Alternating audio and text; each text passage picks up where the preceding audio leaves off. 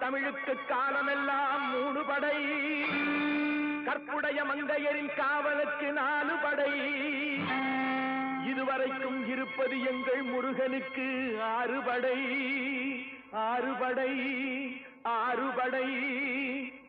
இன்று எங்கள் மருதமலை கோயில் ஒரு 7 படை, 7 படை.